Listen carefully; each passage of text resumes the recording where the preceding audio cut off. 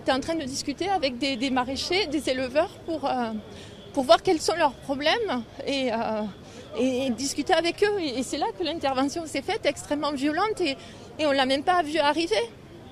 Enfin voilà, je portais mon écharpe.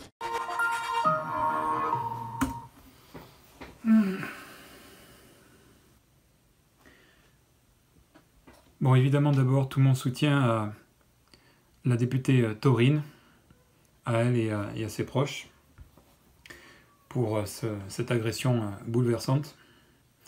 Agression qui n'est pas la première envers des députés de la seule véritable opposition en France, donc les députés insoumis. Je crois que c'est la troisième ou quatrième, ou peut-être même plus. Et je pense que c'est le signe qu'il va être très difficile d'éviter la violence. Sous quelle forme, je ne sais pas, guerre civile, peut-être même putsch. Ceci, quelle que soit l'issue des élections de 2022, même si c'est Marine Le Pen ou Macron ou une copie de Macron ou même la France Insoumise, je pense qu'on en est rendu à un point où la violence physique n'est plus très loin, quoi. On est en train de sombrer dans ce que mon ami Luc appelle la barbarie. Et donc, le cas de cette députée, il en dit long sur le niveau de décrépitude de l'institution policière et politique qui la soutiennent derrière, et peut-être même de la justice quand il n'y a pas de condamnation ou de rappel à l'ordre, etc. derrière. Parce que là, donc, il s'agit d'une élue de la République, qu'on soit d'accord ou pas avec ses idées, d'accord, d'une femme, et qui portait son écharpe tricolore, et qui vient en soutien à une manifestation d'agriculteurs, et qui est agressée physiquement, parce que bousculer quelqu'un à terre, c'est une agression physique, qui est agressée physiquement par un homme en uniforme, et qui la pousse par derrière, d'accord, de dos. Donc, élu de la République, femme, poussée violemment par derrière par un homme en uniforme,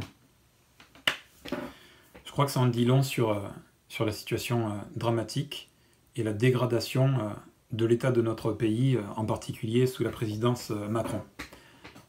Évidemment, je pense qu'il y aura très peu de réactions à la fois des autres oppositions, et à la fois des médias, et en particulier du pouvoir politique, qui va passer ça sous silence, ou qui va dire elle n'aurait qu'à pas être là, ou je ne sais quoi, enfin qui va excuser, voire justifier le geste de ce policier. Ici, attention, je ne fais pas d'amalgame entre la police en général et le caractère, les agissements factieux en réalité de certains policiers. Mais comme ce n'est pas la première agression, et mis dans le contexte des manifestations, même avant ça de ce qui s'est passé avec les Gilets jaunes, etc., il y a quand même un regard critique à poser sur l'institution policière dans son ensemble, quand il n'y a pas, a priori, visiblement, de réprimande, de rappel à l'ordre, de sanctions envers les méfaits de certaines personnes en uniforme qui sont indignes de la fonction, quoi.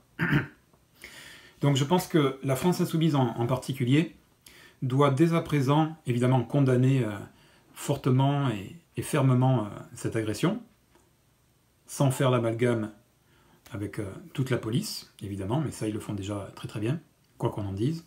Mais je pense aussi qu'il faut commencer dès maintenant à évaluer le niveau de perversion dans les institutions qui ont la force physique, police et armée, d'évaluer à quel point il y a une dérive fascisante, si on veut, et quel est le pourcentage avec la police qui reste républicaine, d'accord ? Ça, c'est quelque chose qu'il faut évaluer.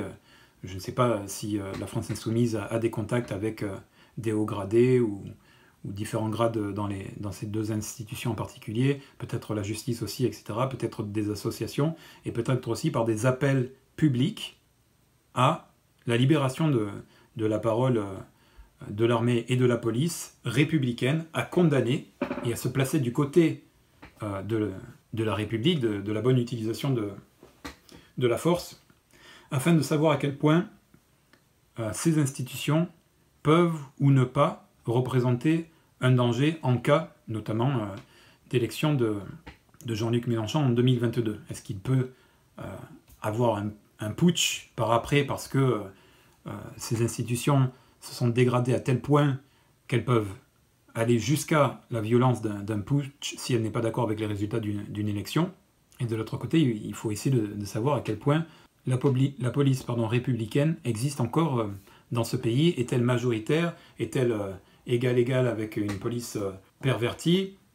Voilà, je pense que dès maintenant, il faut essayer d'évaluer ça. Et évaluation faite, il faut penser en conséquence. Qu'est-ce qu'il faut faire? Je ne sais pas à ce stade-là, je ne sais pas quel est le degré, le niveau de perversion, parce qu'en tout cas, il existe. Est-il minime ou est-il plus important? Parce qu'il se peut que ce soit une minorité bruyante et visible, et il se peut, dans le pire des cas, que ce soit plus que ça.